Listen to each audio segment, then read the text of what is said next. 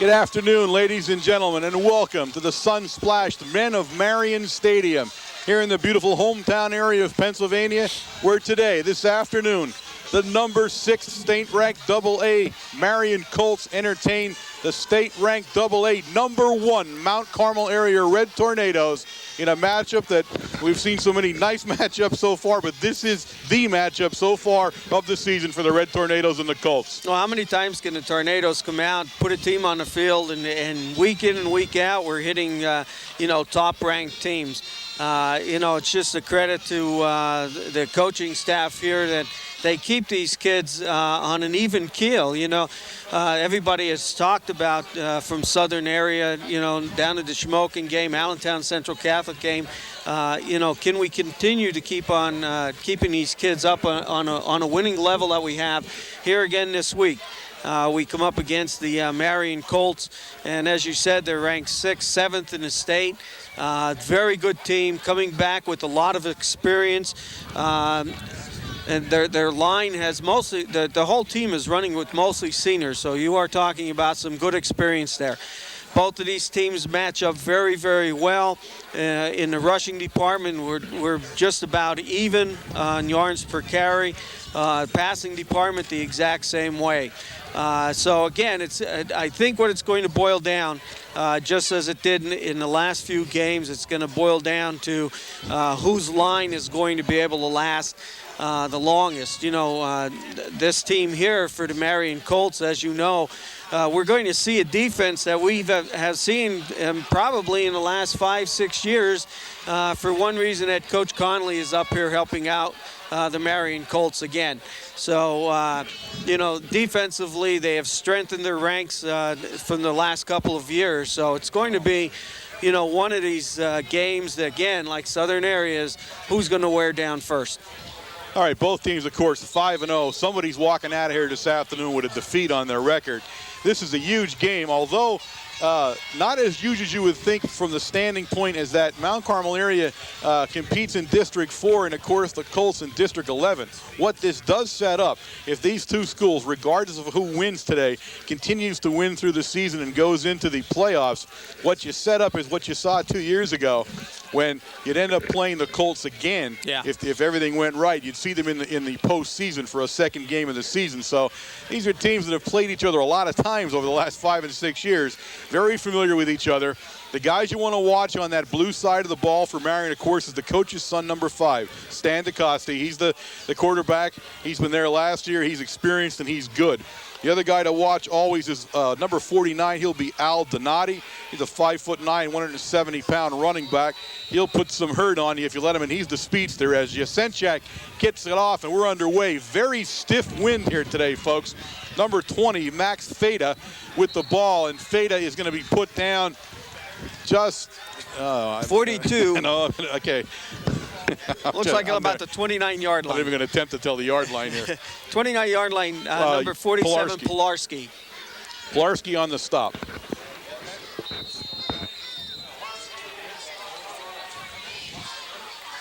DeCoste brings them out. He's got Feda and Donati in the backfield, and he goes back to pass right away on first down. He's looking for a screen pass, which he does. He's got number 20, Feda, the fullback, and he's put down easily by Clea, but not before he gains about 8 yards here as the Colts come out throwing on the first play from scrimmage. Well, it's a good play. You're hyped up at the beginning of the game, and they know both teams here are wired, ready to play. So, with the rush that we've been getting on from the defensive line, yeah, you're looking for a screen pass, looking to pick up some yardage. So it's going to bring up a second down and about 4. He only gained about 6 on the play. Very difficult to tell the placement here. We're not as high as we're used to. But DeCoste now, and he's going to go back to pass, and he pitches out to Donati. Donati's in serious trouble, and he's going to be dropped for a loss down there by 85, Dillo. The main play on that one was Ziegler. They try to run the option on that play, and Ziegler, of course, with his speed, came right in on DeCoste so quick. I don't think he realized how quick Ziegler was going to come in, and he didn't even look back at Donati to throw the pitch, and it was a little bit behind him. It brings up a 3rd down and 10, a loss of 6 on the play. So they're back at the original line of scrimmage here Ball sitting on the Marian Catholic 28-yard line where Dukoski will take the snap and he goes back to pass. Again under heavy rush. He looks downfield, nearly picked off by Veach, number 25, but the ball broken up. It'll bring out a 4th and 10, and the Colts will go in to punt formation. Now as you're watching this on the TV, as Marian Catholic are moving down the field, they are going with the wind. So they do have an advantage here. That's why Jasenchak's kick was so short, and it is a stiff breeze today. Number 5, Dukoski in punt formation for the Colts. And he lets it go, and he's into the wind there. Number 2, Clea, and Clea calls for a fair catch down about the 34-yard line of the Red Tornadoes, where they'll take over 1st and 10. Okay, the defense as Marian Catholic sets up is defense we've seen for the last couple of weeks. Is going to be a 5-2 defense. They come in with cornerbacks, a strong safety, and a free safety here. 65, Frank Gill's the guy you want to look a little bit on defense. Gill, 6'4", 235. He's one of the linebackers. He can do some damage in there if you don't block him. Shinsky out the pass immediately finds Lentini on the sideline. Lentini's still going. Lentini's still moving. He crosses over midfield down to the Marian Catholic 47-yard line where it's 1st and 10, Mount Carmel area. There you go. Both teams come out. Both teams come out throwing the ball. Nice flat pass to Lentini. Excellent pass. Here's the replay. Right on the flat, just giving Lentini enough room to run there, break a few tackles. Shinsky will hand it off to Veach. Veach cuts around the corner, comes to the sideline. Veach is still moving. He's going to go down the sideline. One guy jukes number 24, and Veach will take it into the end zone, ladies and gentlemen. Excellent touchdown, run. Mount Carmel area. Take a look at that run, especially on the very end. He had number 24 coming in. 24 had the angle on Veach all the way, and what Veach did was he actually turned into the center field and ran towards him. And as soon as his legs got tied up, number 24, Veach kicks out, back out to the outside again. Excellent run. 24, Cash had the only chance at it as the extra point is up. And good. Good, all right. So with the score now 7-0 at the 9:57 mark of the first quarter, Big Red draws blood first. Look at it right here, 25. He just took a step to the inside. Here's 24.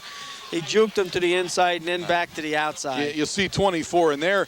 What you saw there was speed. 24 understood the speed. He also tried to figure out the angle, but in that split second it took him to see which way to take the step. Veach stepped down the sideline and scored. So just like that, Reds out in front. This game, of course, was billed as a game of the defenses a little bit. Right. In that they have such good defenses. So we're going to see what happens with Marian, as obviously, and sometimes in that first series is when you get caught. You know, and after that, you kind of straighten it up a little bit. But the 5-2, as you had said, is a defense that we've had success with. Yeah. You know, we have run very well against the 5-2 defense, and we'll see how this day progresses as Jasenchak tees it up, and he'll kick down deep, and he's got number 32 down there, Bruto and Donati. And it's going to go short to 20, and 20 is down on the ground. Feda, his own player, knocked him down as they both fought for the ball. His knee touched the ground, and that's where he goes down. The ball sitting right again about the 28-yard line of the Colts, so they're starting pretty much in the same position they did in the first series. Okay, so setting up the offensive line, of course, number 51, Steve Staworski. 65, Frank Gill, guard. 59, John Polishak. Tackles, number 50, Jamie Ryan, and number 58, Joe Januszewski. The tight end, number 89, Terry Whalen. Split end, Kyle Boretsky, number 22. That play, Dukoski was aiming for number 22, Boretsky, but got the ball a little bit low under some pressure, and it'll bring up a 2nd and 10 now for the Colts.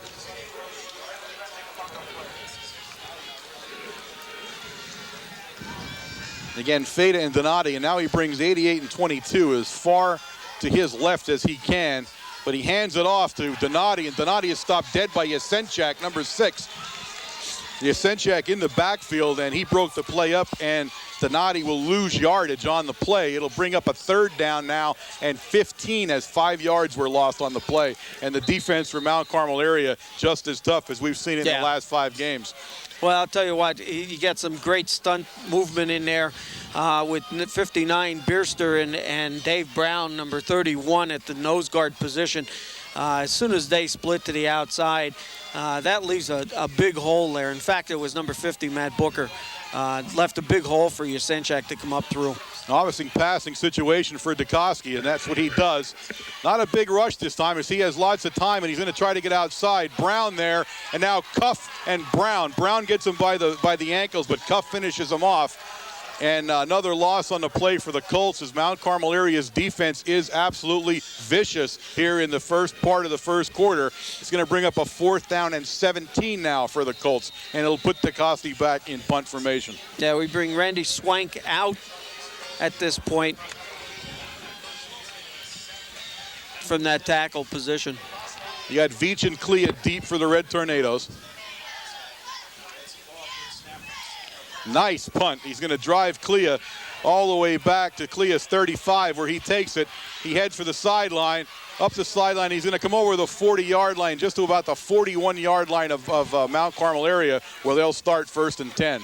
Number 20, Max Fata, in on the tackle for the Marian Colts.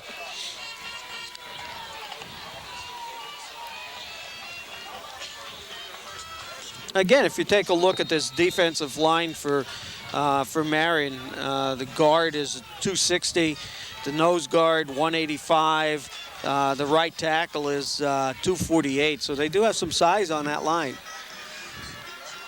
This time right up the middle with the big fullback Ziegler. Ziegler takes it over the 45-yard line up to the 48-yard line of the Red Tornadoes, where it'll bring up a 2nd down and about 3 for the 1st down. And again, Mount Carmel area doing nothing fancy and nothing different. This is exactly the offense we saw last week and the other 4 weeks before it. So pretty much telling the Colts, if you're going to stop us, this is what we're going to do. Let's see what you can do. Yeah, the coach said that, though. He said his first series of plays are just feeling out, see what the defense is going to do and react. Puts Matsuri in motion this time. And he goes to Veach, and Veach is going to be stopped in the middle in there. This time, number 40, Blasco, the linebacker, shot in and took Veach down, and Veach will lose a couple of yards on the play. It'll bring up a 3rd down now and about 4. Actually, he lost a yard on the play. 3rd and 4 for the Red Tornadoes. That time, nice play by Blasco as he shot the hole and went right in. Okay, we have Lentini coming in, and as we stated last week, we saw a little bit more offensive action out of Lentini last week, and apparently showed up well on the films because now we see him again in this series. Shinsky back to pass. He looks for Veach. He finds him. Veach will pick up the 1st down where they mark the ball. He's over midfield at the Marian Catholic 48 where it's 1st and 10 Mount Carmel area on a nice little flare pass out to Veach. And you see we're not going anything deep. Everything is nice little short flare passes, and it's because of the wind at this time, the breeze. It's a good breeze. You don't want to try throwing it downfield too far.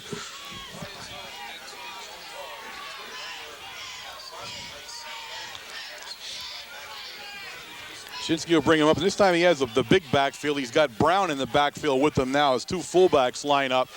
And the Colts will go offside, it looks like. Right in the middle there, somebody jumped. It'll be a 5-yard penalty. It'll bring up a 1st and 5, I believe, for the Tornadoes, unless... No, it's going to be offside. I didn't see anybody moving from us, but the way he moved so quickly, I thought he saw something there. But it'll bring up a 1st and 5 now. But as I said, we lined up that time with the 2 big fullbacks in the backfield. And unusual for a 1st and 10 play. You don't normally see us do it that way, but we'll see what the plan is because we're going to do it again. Hands it off to Veach behind the 2 big guys. Veach squirts out, going to pick up about 3 yards on the play. He's down to the Marian Catholic 42-yard line or so. Now he's down about the 40-yard line. I'm sorry, about the 40. We're definitely not high enough to see them when they're right in front of us here. That's the problem. But some good defensive play by the guard, or the tackle, the defensive tackle, number 50, Jamie Ryan there that time, breaking up the 2 lead blockers to put some pressure on Veach. It's going to bring up a 2nd down and 3 now for the Red Tornadoes. And again, Veach, this time Veach goes opposite of the big guys. Cuts down the sideline again, and this time number 24, Jim Cash, is able to take him out of bounds. I'll tell you, you take a look on the replay this time of Marian's defense. They shifted over to the top of the nose guard. Jamie Ryan, that time number 50, had kicked over, and Veach actually saw the natural hole that was created on the right-hand side. And, we had the blocking going to the left, but he took that right-hand movement over the guard, and he just picked up some excellent yardage. Ziegler, 40, right up the middle. Nice. Ziegler, oh, look at that Oh, hit. my goodness. Ziegler's going to take it in. Number 25 for the Marian Colts, Tim McCarroll, got steamrolled as Ziegler took him head on and punched it into the end zone for another Mount Carmel area Red Tornado touchdown. And it is now Mount Carmel area 13, Marian 0 at the 5:34 mark, and we await the extra point attempt here from the Tornadoes. That was hard-nosed running there. Number 20 also, he hit the linebacker going through. That one's up high, and that one is also good. Okay, Matt. So Matt Medalis now perfect on the afternoon. And just like that here in the first quarter, Mount Carmel area is out to a 14-0 lead and about to kick off. And you're not going to see better fullback running than you just saw from Ziegler in the middle there. My goodness. I'll tell you what, some strong running between him and Jonathan Veach. I mean, just putting their heads down, shoulders down, breaking tackles. If there's one thing that we've seen, so far in these two series on touchdowns, that nobody's wrapping their arms on either one of these running backs for the Tornadoes, and that could be detrimental for the rest of the day, that's for sure.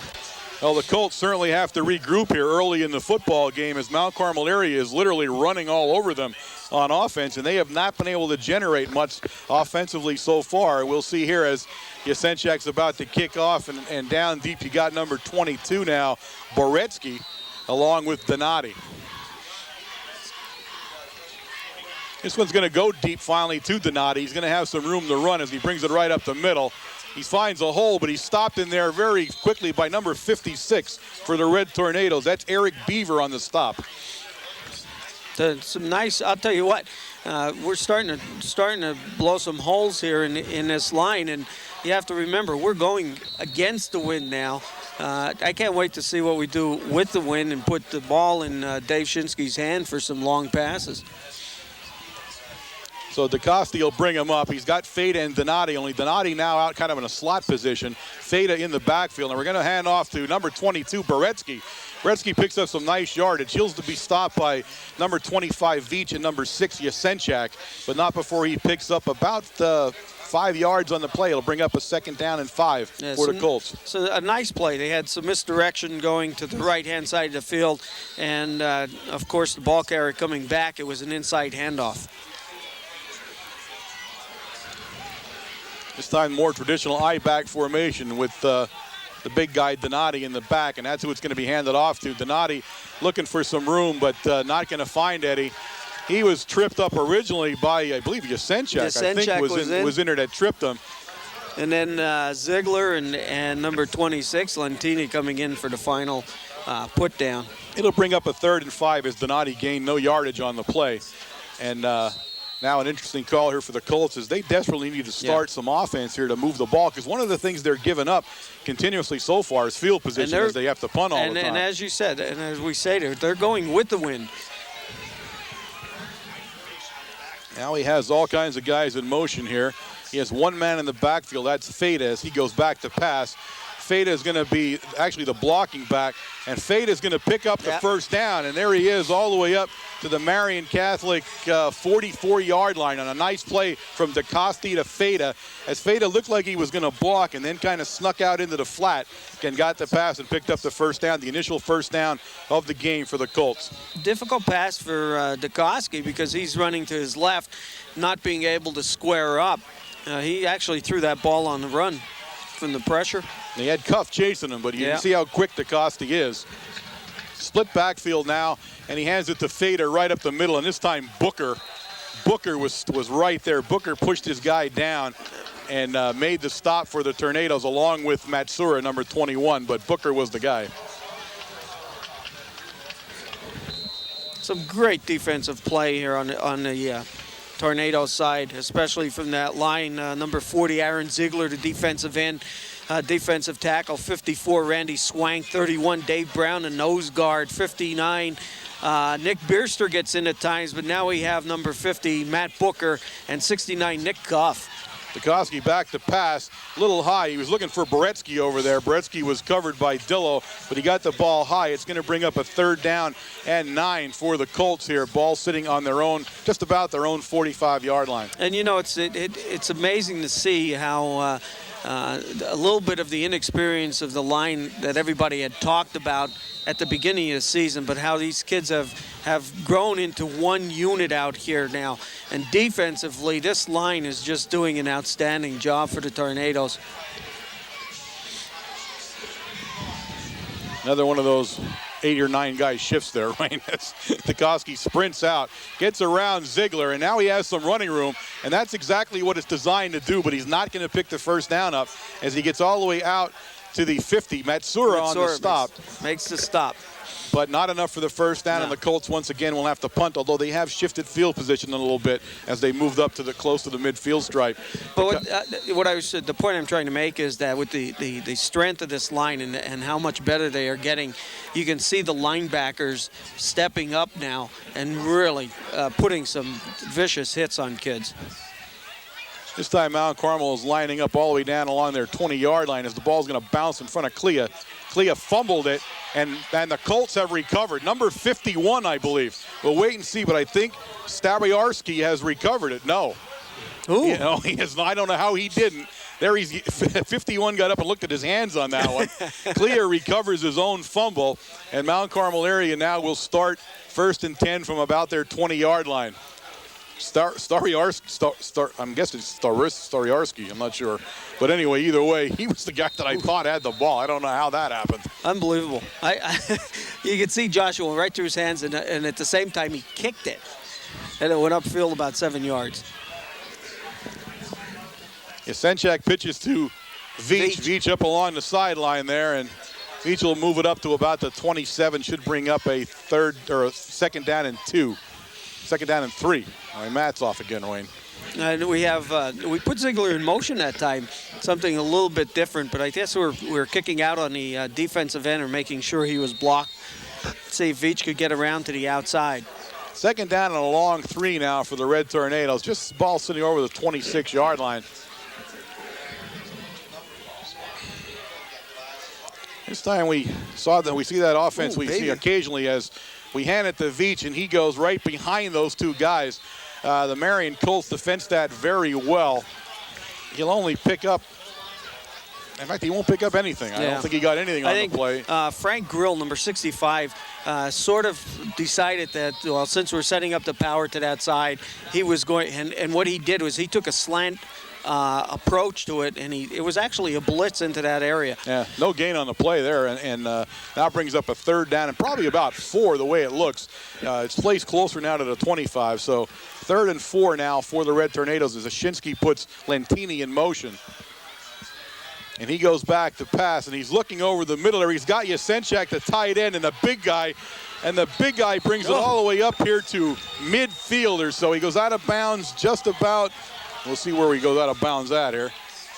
Right there at the 48-yard line of the Red Tornadoes where it's 1st and 10.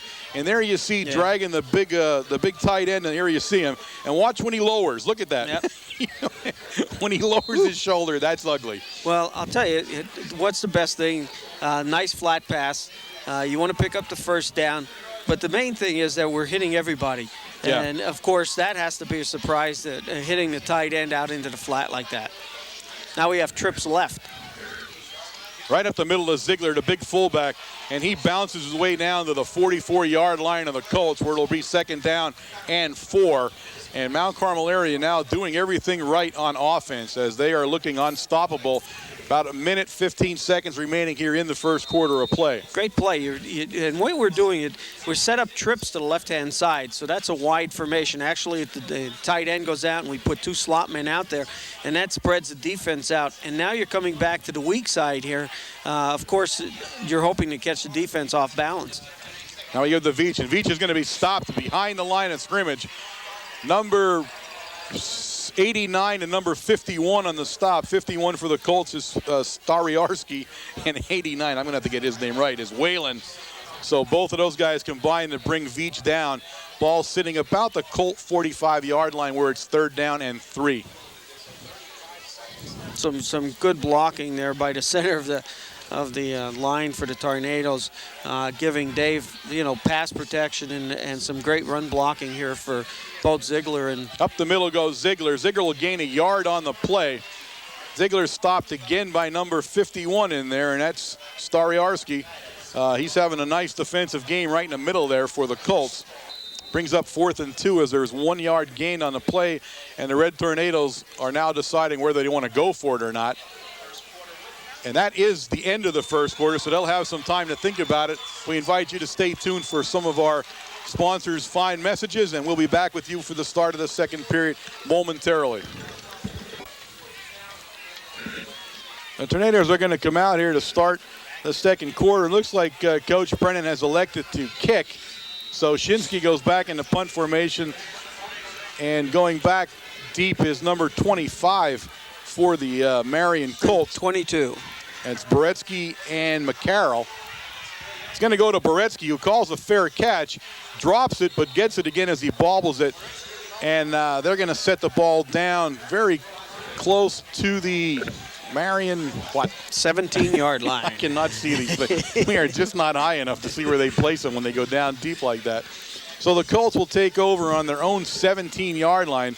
Mount Carmel area getting what they wanted in the change of field position a little bit there, as the Colts now come on offense for the first time here in the second period as DeCoste brings them up. A lot of shifting again from the Colts. He hands off right in the middle there to Donati, and Donati goes nowhere. That's Matsura and Brown on the stop. And that was a stop there. Yeah. I'll tell you what, we're taking any prisoners there. Steve was the one that really made the strong hit on him.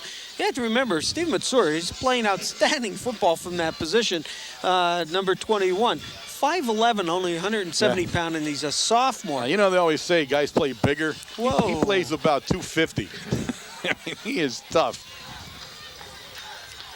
Hand off again to Donati. Donati's trying to go outside. He's not going to go there as Matsura and Lentini bring him down. Yeah, great play by Ziegler there. Ziegler was trying to get him to cut to the inside, but all he did was he made Donati stutter step a little bit, stop his forward motion down the field, made him cut to the sidelines, and Ziegler got enough help from everybody else to make the tackle. So Donati loses a yard on the play, Wayne, and now it's 3rd and 10. I believe Donati may be in negative numbers right now. He's having a heck of a time getting any yardage downfield as the Mount Carmel defense is just a brick wall there. DeCoste goes back to pass. He's looking down there for Donati, and he gets him. Donati makes a nice move, but Yasenchak says not nice enough. Yasenchak puts him down short of the first down. Yeah, I mean, there's another one. You know, Vince Yasenchak, number 6. We're talking about Steve Matsura, 6'1". He's a junior, 215 pounds, going both ways, playing the tight end position. And what happens, he gets tied up with Donati, number 49, and one-on-one, and makes a great open field tackle. Yeah, I thought Donati was going to sneak by him, but he didn't. Yasenchak reached out, almost blocking it. Ball's going to fall short, and it's going to stay in Colt territory at the Colt 44-yard line. So the wind playing a factor in that kick. Well, that might have been the thinking of Coach Brennan on our punt. We were about on the 50-yard line, 47-yard line. We only needed 3 yards, and I thought maybe he would go for the first down. But punting to keep them down in the deep in their end zone or on their side of the field for this reason. Now he picks up some good field position. Yeah. We start off with giving it to Veach. Veach is going to be stopped in the backfield there just as he got to the line of scrimmage, and we'll see who gets off that pile, and it's going to be number 80. Is it 86, I believe, got off for the Colts. Let me see if it's not 86. Can't be. He's not playing. Oh, yeah. Sims. Is there 86 out there, Wayne? Did I get that wrong? I don't know. I'm trying to see who that Yeah, was. Sims. Sims, There is a Sims. He's out there. I didn't. 86. Garrett Sims. Didn't call his name, and I'm wondering if I got the number right there. But he's the guy that actually made the stop. He's their defensive end. Lost a yard on the play for the Tornadoes, so it's 2nd and 11. We faked it over. Look at it, Clea, and Clea's got some blocking. Clea downfield. Clea has the first down, and number 20 for the Colts saved the touchdown. Max Feda saved the touchdown. He did that, and he was blocked. Feda was blocked and was going down, and he swept at Clea's legs and did trip him up. Clea was gone. Look at this. Yeah, it was open. Look at the replay. He hurdles, and there's Feda, and if Feda doesn't touch him, he's a touchdown. It's a touchdown. So 1st and 10 now, ball on the Colt 28-yard line as the Tornadoes again are marching downfield. Hands off to Veach. Veach has a hole in the middle, and Veach will carry it all the way down. Gain of about 10 yards on the play. Stopped by DeCoste and number 21 for the Colts. Not number 21. They don't have a 20. I'm sorry, Feda. I'll tell you what, some heads-up running. I mean, it just shows you the caliber of athlete that Veach is as he's carrying that ball, because as soon as we shifted Yasenchak over, the Marian Colts whole line, they shifted over their defense, and all Veach is doing is running for the natural hole that they're creating. A 14-yard pickup as Shinsky goes back to pass. He finds number 1, Medalis. Medalis down to about the 8-yard line, it looks like. Gain of about 6 on the play. It'll bring up a 2nd down and probably about 4 for the first down. We'll see where they finally set it down before they commit to that, but it looks like that. 2nd down and 3. I'm sorry, the ball on the 7 when it's finally placed. So 3 yards for the first down. And Mount Carmel area using every weapon in the book, Wayne, as we see them go today. You got Dave, and Dave's just pinpoint accuracy back there when he's throwing the ball, especially in this wind. And we're not doing anything fancy. Everything is real short, 3 steps back. This time right up the middle to Veach.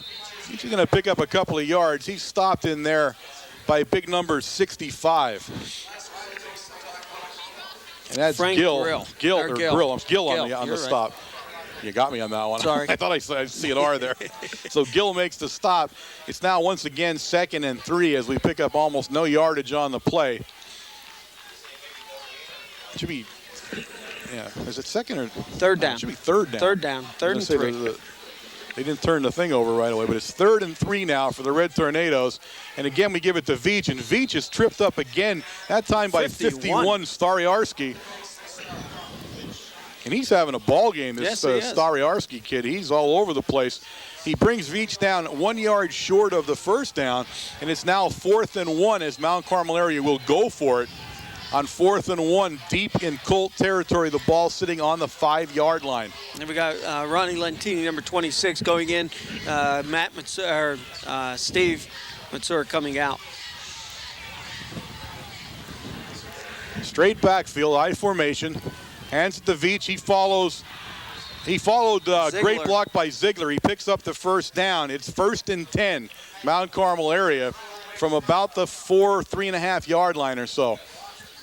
I believe they're going to measure it, but I think it's a first down. In the last couple series here, we have number 59, Nick Bierster, has been in the right tackle position. So as we await the measurement here, he looked like he got it, but again, we're at a really bad angle here when we go to look. But yes, he did. It is 1st and 10 from about the 3.5 yard line for the Red Tornadoes here. 6 minutes, 38 minutes remaining in the 2nd quarter of play, and Mount Carmel area knocking on the Marian Catholic door once again.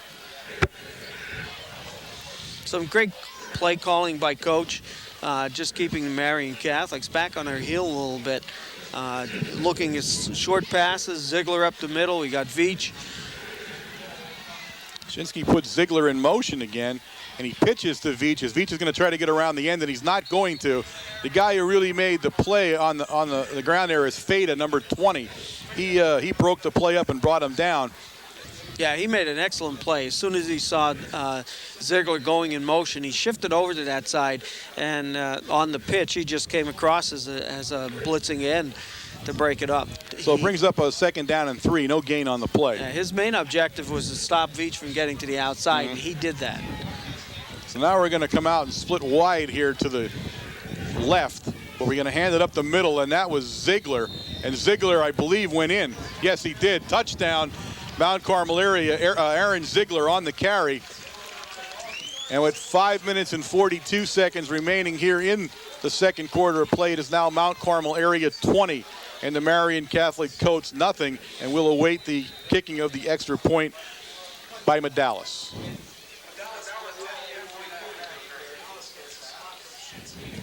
He has it up, and this one I'm not calling. The angle on when he has it good, he's perfect.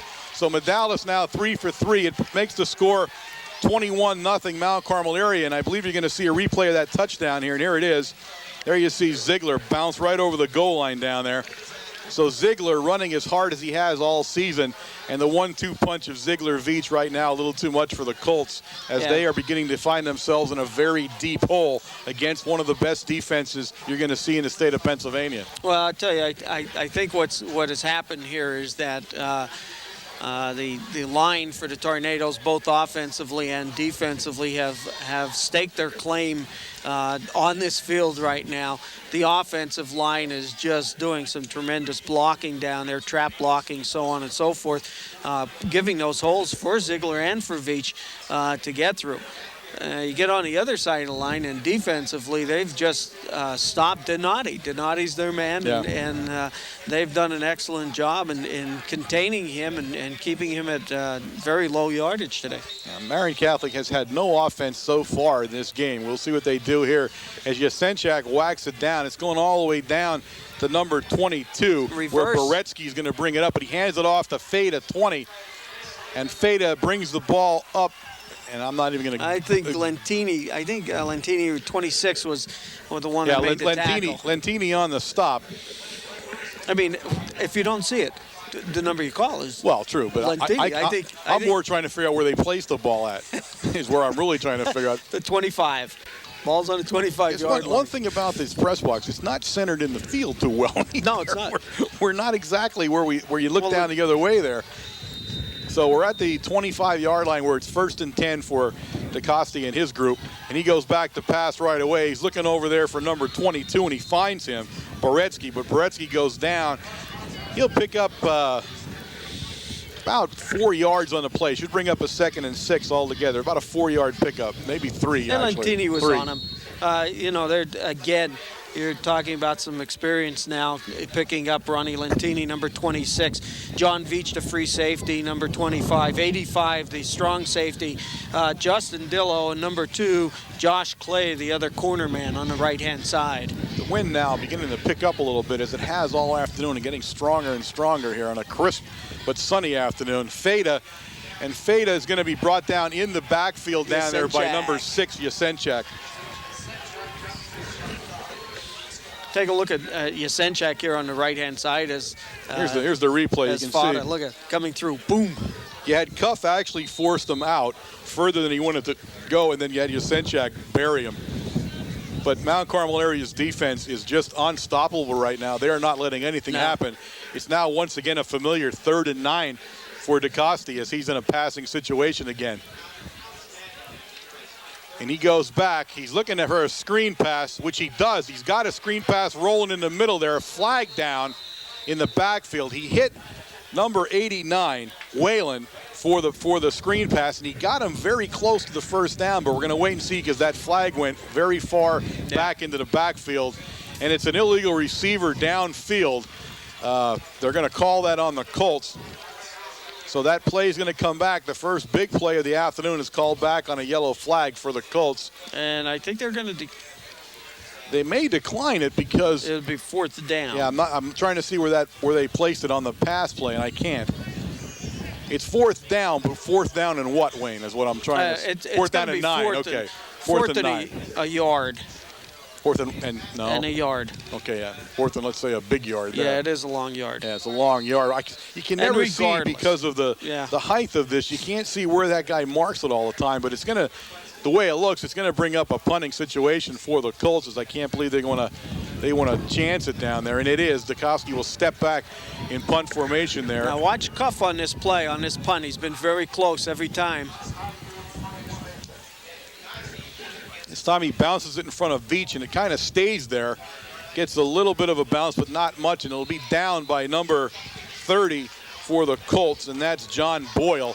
So the ball's going to be down at the Red Tornado 43-yard line or so, 42-yard line. That punt there should be an indication to everybody on the TV how strong this wind is starting to blow now, and it's getting worse as this game is going on. Actually stopped the bounce there too. Yes, as it got up did. in the air, it just sat perfectly still and went back down again. So, yeah, the wind is beginning to play a factor now in this game. It's blowing right now in to the Colts, in their Colts faces, if you want to look at it that way. And this time, big number 50 for the Colts. Jamie Ryan takes Veach down about the 40-yard line, a loss of a yard on the play, and 50 Ryan made a nice play that time for the Colts. Ryan's making some nice stops for them on defense. He's really stepped it up in this second quarter.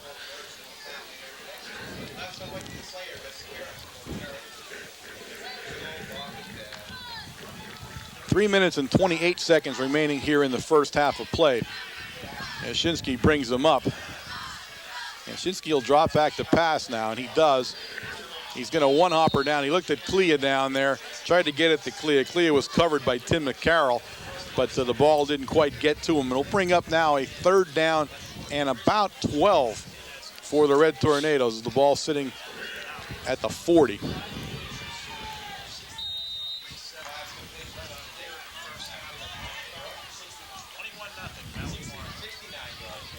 Coach talking to Mansour Stevie going in with the play.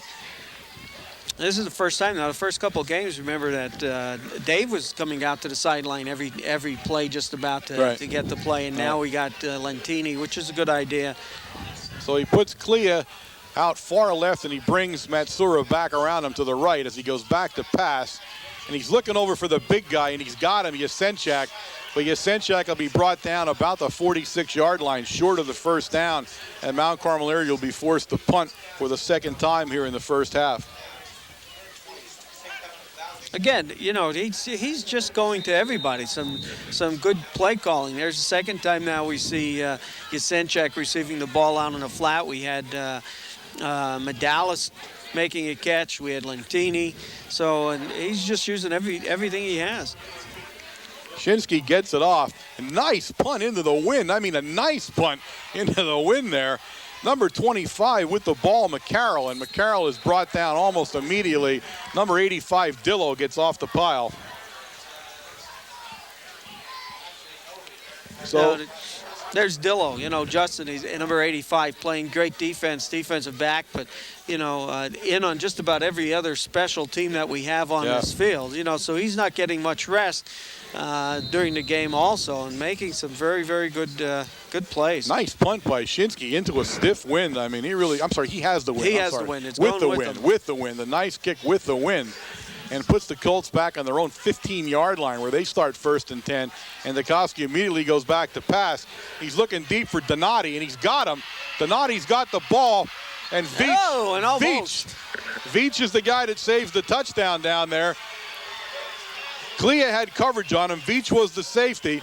Veach got over and knocked him down as Donati could not stay on the inbounds on the sideline. And he tried his darndest. He ran backwards about 5 yards that time. But so a big pass play from DeCoste to Donati, and the ball now in Mount Carmel area territory at the Mount Carmel area 39, where it's 1st and 10 with 2 minutes and 24 seconds to go here in the first half of play, in the first big spark. And now we give it to the big guy, 22, Beretsky, and Beretsky's brought down after a gain of about 4 on the play. It'll bring up a 2nd down and 6 now. Now you see what the little bit of spark does there. Yeah. You know, and we heard about Dukowski even from last year. You know, about how good of a quarterback he is, and he's thrown into the wind. And you don't know how stiff this wind is. He laid it out there and had Donati run right underneath it. It was a great pass. Nice play by the Colts. He's going to go back to pass again now. Nice, Ziegler. Blocked down by Ziegler, number 40. Oh, Ziegler got up that time. I think he almost got a nosebleed getting up that high. Watch the replay. You'll see Ziegler, and Ziegler's going to leave his feet, boom, and knocks it back down. Donati was trying to block him, but that's much a mismatch on that block there. So it's going to bring up now a 3rd and 7 for the Colts. Ball sitting about the Mount Carmel area 35-yard line. And again, Dukoski right back to pass. This time he's looking and he's in trouble, and he goes down. Oh, we got flags flying from the air. Bringing him down is going to Swank. 54 is Swank, but I believe it's a face mask. And Booker. Yeah, Swank was the guy that got him, but it's a face mask on the play, and that's what they're going to call. There it is. You see the call, and it'll go against the Red Tornadoes. So a big defensive play nullified by the penalty, and we'll watch them mark this off. And this is a big mark-off now for the Red Tornadoes. And it brings the ball all the way down to the 25-yard line or so. Yeah, it was a great play by Ziegler that time. Ziegler is the one that was putting pressure on. So 1st and 10 from the 25. The Colts now with their best threat here of the game as Dukoski brings them up. And he again goes back to pass, and that seems what he's doing. He's going to try to get to the big guy, and he does.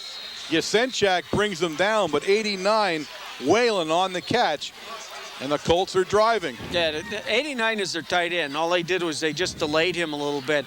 They had motion in the backfield coming out, and it all depends on who you really want to put a little bit of pressure on. You want to watch the flare man coming out to the outside, or do you want to take that defensive end? Of course, we put more pressure on the flare man out to the outside because he's a bigger threat. Mount Carmel area now in a timeout situation. Coach Babinski goes into the huddle, the defensive huddle, to see what's going on as the Colts all of a sudden begin to move the ball with some authority as they've come all the way down now. Ball sitting on the Mount Carmel area 16, and the Colts would dearly like to put some points up here before the end of the half. 1:21 remaining here in the half. Not dearly. They must. This is a must for them. You're getting down to 121. You need something. You're down by 3 scores here. So they do need to get over the goal line. Gosti brings him up. He hands it off to Donati, and Donati goes down, but Ziegler is really the guy that stopped him. Yeah. Donati tried to cut back because he saw Ziegler coming. He falls down, and he's going to lose yardage.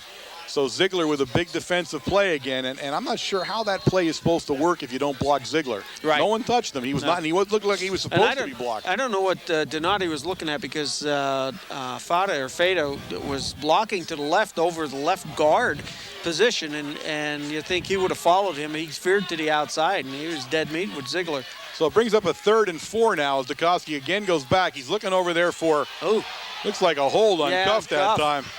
And he'll go out of bounds. He's chased out down there by Yasenchak. I think Dukoski was heading for the ground on that one, especially when he saw Yasenchak coming over. See the replay, but take a look at it there, right there. You saw that grab there, but you see Booker, but then Yasenchak actually puts him out. So it brings up a 4th down and 7 as he loses 3 yards on the play. And the Colts now, in their best threat, have moved backwards here, two downs in a row. And a big 4th down play now. There are 41 seconds remaining here in the first half.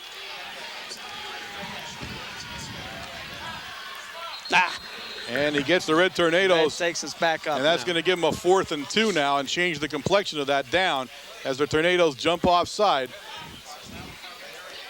And the big thing is the amount of pressure that they're putting on Dukoski. That's the whole thing right here. This line, even the linebackers. You have Yasenchak and Matsur coming through, but everybody's putting so much pressure on him, not giving him much time to look downfield to throw that ball. Not quite as sunny as it was in the beginning, as the clouds have come over here now and kind of dimmed the sun a lot. But it's now a 4th and 2 now, a much easier play. Dukoski keeps it on what was the option, I'm guessing, there, and he gets very close to it, but I'm not sure if he did or not. It all depends on where it's going. They're going to, there we go, pick it up, throw it. It is. It's a 1st down. 1st and 10 as he got over the line. So 1st and 10 for the Colts now with 35 seconds remaining in the half. As again, Babinski runs in and runs out. I'm not sure what we were doing there. Oh, somebody wanted to tell him something. So he had to make 2 runs there. He can't be doing that kind of running. Yeah, Coach Veach wanted to give us some information. He has the headset. Coach Veach has the headset on, and probably got some information from up top from the coaches, and trying to relay it to Coach Babinski to let him know, how to set up that defense. So the Colts really have looked good here at the very end of the first half. And they've marched the ball down to the 14-yard line of the Red Tornadoes. And we'll see what they have in their bag of tricks here very, very late. 35 seconds remaining, and see if they can put something in the end zone and tighten this game up a little bit, as they've been dominated through the entire first half up until this point. Koski will go back to pass. Cuff is going to chase him. He gets away from Cuff. He doesn't get away from Ziegler, as Ziegler comes from the far end and brings him down. Cuff slowed him up, but Ziegler nailed him. And Dukoski shook up a little bit there as he stands up.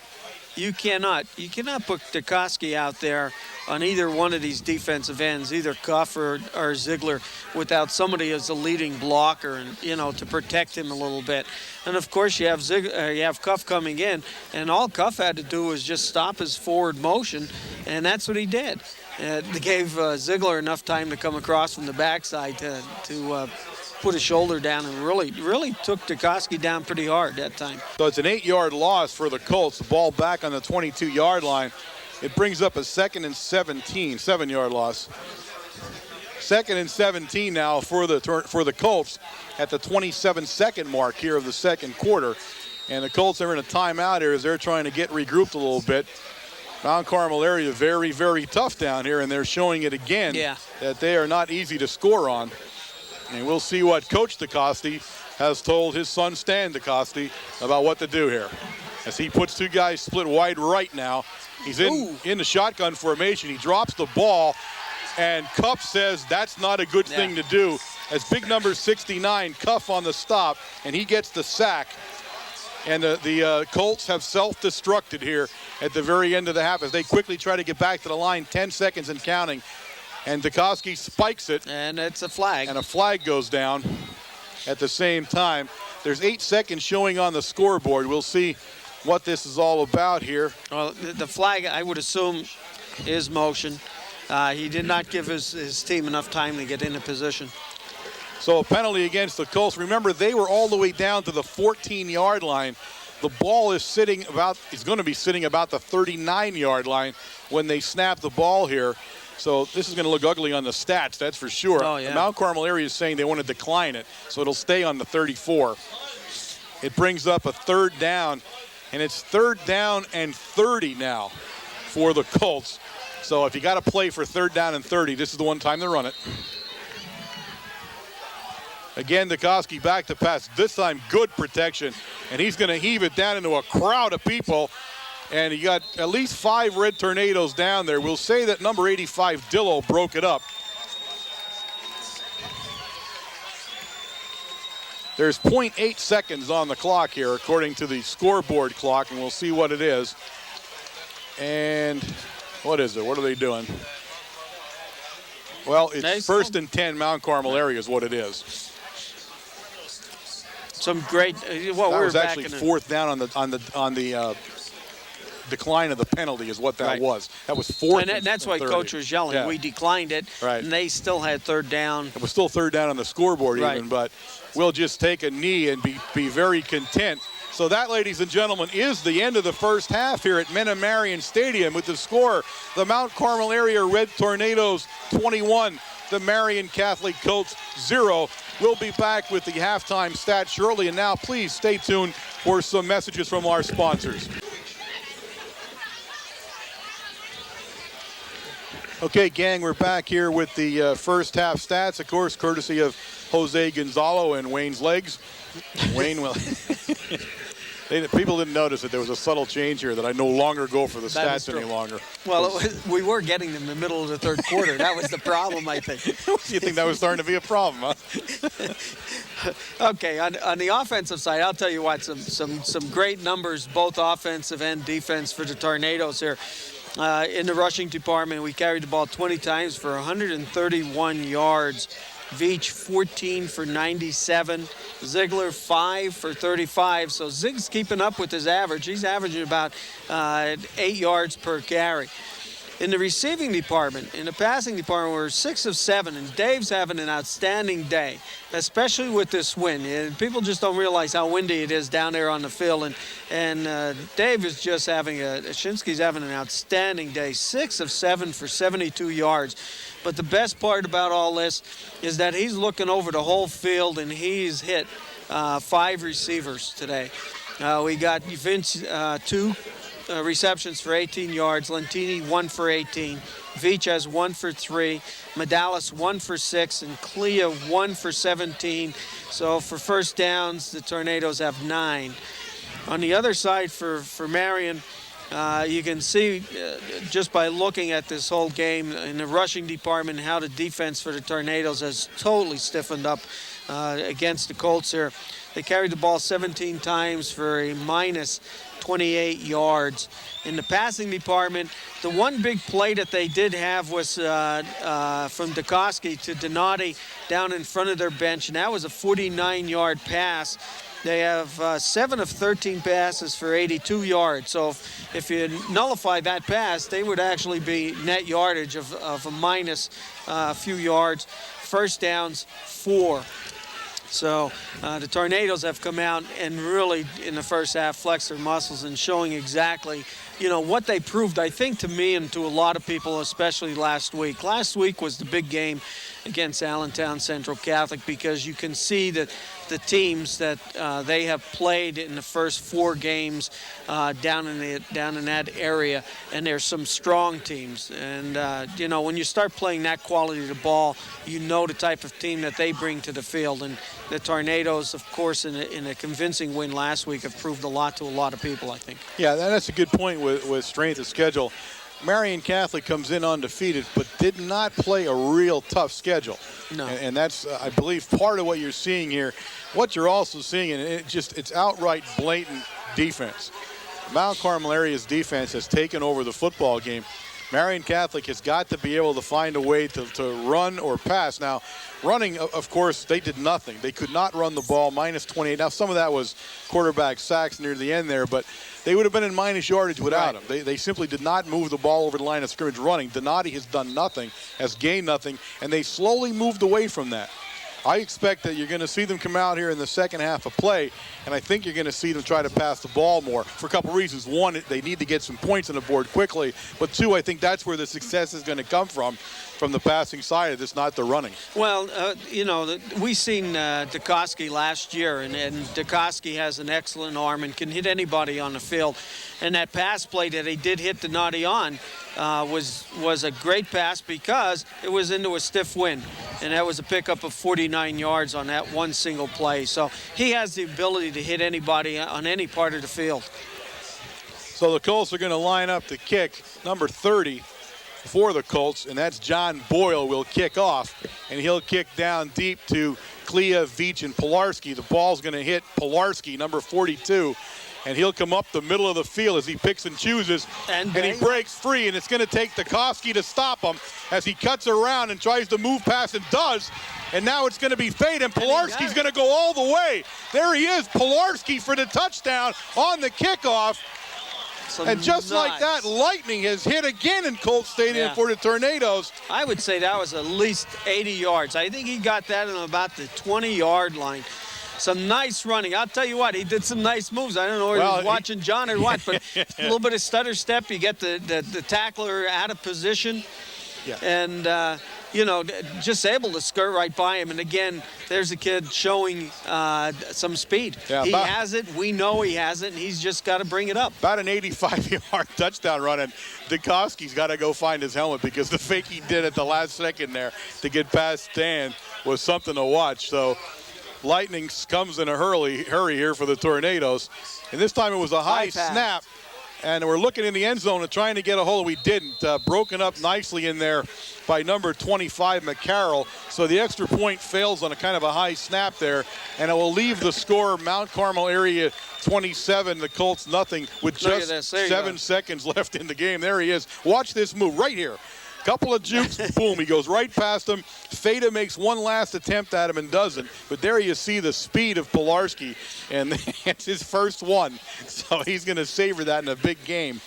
But the Colts did not need that to happen to them, as they were desperately falling behind to begin with. And with 7 seconds just ticked away here in the second half, boom, they're already down another 6 points. So we'll see what does. I think that will just magnify the point that the Colts are going to have to pass to get back in the game, as now this is a pretty big hole to dig out of.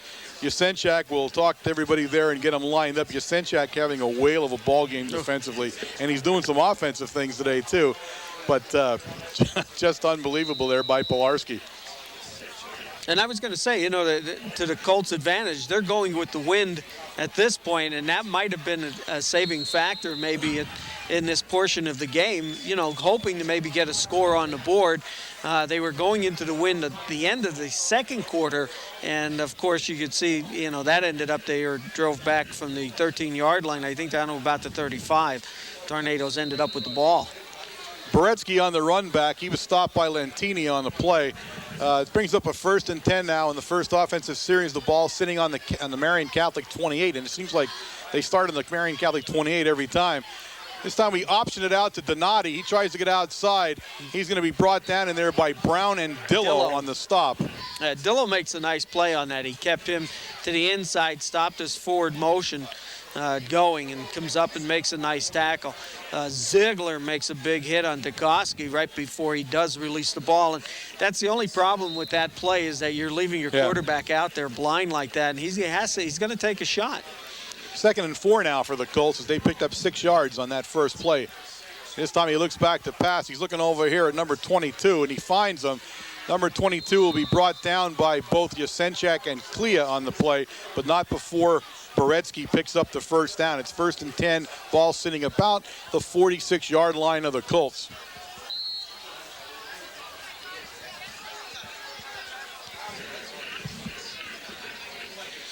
So some success here for the Colts, at least in the very beginning of the second half. They had almost none offensively during the first half, but we see them moving a little bit as he drops back again. This time he's looking for Beretsky, but he's way far. Beretsky didn't even turn around to look until the ball was over his head. I'm not sure if that was a broken play or he was just aiming in the wrong direction. But I think it was supposed to be down there, but I don't know about that far. Ziegler was in, pressured. They had some good blocking for Dukoski, but Ziegler again got his hand up in the air, and the ball was released rather high, and that was the reason why it sailed like it did. Yeah, he got it up in the wind there a little bit. Beretsky, he obviously was never going to get that far downfield, so 2nd and 10 now. We'll see what Dukoski's going to do. And he will hand off to Donati, and this time Cuff right away holds him down. He's in, and Yasenchak finishes him, but Dave Brown was in there also. I mean, you take a look at that. Take a look at that defensive line, and there's not much splits that they're going to give you because of the size of these guys. You got Aaron Ziegler, number 40, 54. Randy Swank, who was at Supper Club, and we were just amazed at the size of Randy as a sophomore. 31, another sophomore, Dave Brown. Number 50, Matt Booker, taking the right tackle position. In 69, Nick Cuff, of course, tying down the other end. A penalty. A timeout. They saw the penalty. Number 25, McCarroll, was trying to get off the field, but you can't leave the huddle that late. It would have been a 5-yard penalty. The last play only gained a yard. It brings up a 2nd and 9 on the play. But Coach Dukoski forced to call a timeout before the penalty because they had a little bit of a substitution problem going there. And Coach is walking and kind of giving him the hand like, what are we doing here now? That should not have happened. So he's going in there giving a bit of a brimstone speech there to keep it moving. Donati really is the key offensive player that has not done much. We have completely stifled anything that Donati does. So once you take that running game away, that's a big part of what the Colts were all about. They were not forced to throw much in their previous 5 games, and so probably not as sharp. And plus, with the wind with you or against you, it still poses the problem when you get it up high enough. So a little bit more difficult for Dukoski right now as he does go back to pass. Brown chasing him. Brown's going to nearly catch him, but he's aiming out of bounds there for Beretsky. Dillo on the coverage. And again, we're keep on talking about the defensive line here, but what more can we say even about the defensive backfield?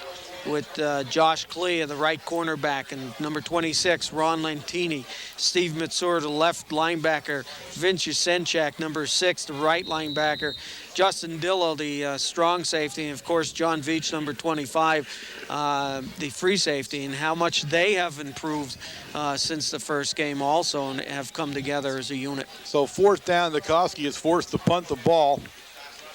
He gets off a nice one. It's going in Clea's direction, and Clea picks it up at the 20. Comes to the sideline here where he's going to be hemmed in. He got the wall. But he's got some room now as he changes field. Dukoski making the saving tackle, but a flag down right along the sideline, and that's going to go against the Red Tornadoes. Yeah. But again, Clea with a nice return. Dukoski that time made his safety valve move and tackled Clea, or it would have been a touchdown. But we'll call this play back as the Tornadoes, I'm sure, just going to be blocking in the back or something like that where it ended up at. Now watch the nice blocking here for Clea. He set up the wall very nice right in front of our bench, and look at the seam there for Clea to get through, and he almost breaks it. Look, he almost jumps out of Dukoski's hands. So it does go against Big Red, and that pushes the ball back down to the Mount Carmel area 23-yard line where they take over. 1st and 10, 9:42 remaining here in the 3rd quarter.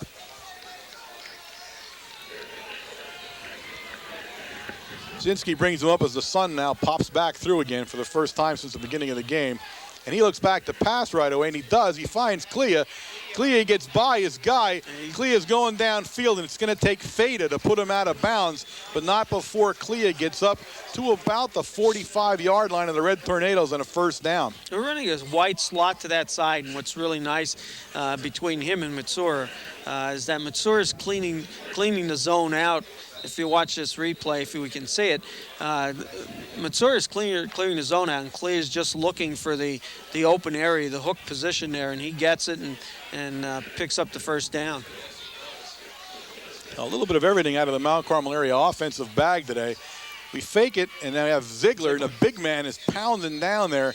He'll pick up about 6 on the play. It'll bring up a 2nd down and 4 as he goes right up the middle there. And he's becoming the unstoppable force in his own right these days on offense as he just bulls. And we saw that in the 1st half where he completely ran over a Marian guy and into the end zone. So a lot of weapons, and every one of them seems to be firing here this afternoon for the Big Red. Today we're just doing everything right. I think it's coming off that we did everything right last week too, and it's just great to see how these kids get up for each game separately. This time we go to Veach right up the middle. Veach finds a seam. He's going to head to the sideline. He's got blockers. He's got to get past number 22, Beretsky. He does. Lentini's down there. Lentini holds up a couple of guys. He cuts back again and again. And he's still going, and he's not. He's touchdown. As they're unable to bring Veach down with strong running from Veach and another Mount Carmel area high school touchdown. And that, ladies and gentlemen, watch the replay on that because that's just big-time running. You're not kidding. Excellent. Here it comes up. Watch Veach, and then watch him at the end of the play here. As 22. There's Beretsky down. Now we're in the crowd here. We're not going to see it. He's 59.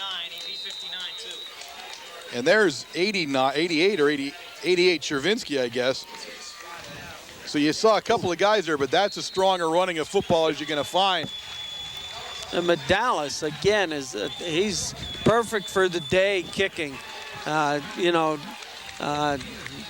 was a little upset with himself the last couple of weeks and how the kicking game was going. And, my hat off to him this week. It's difficult, when you start doing something a little bit different, you start thinking, it gets in your head a little bit that you're doing something wrong, and it really isn't. It's just that you have to concentrate, and Matt's doing an excellent job. He's keeping his head down today and putting it right up through the uprights.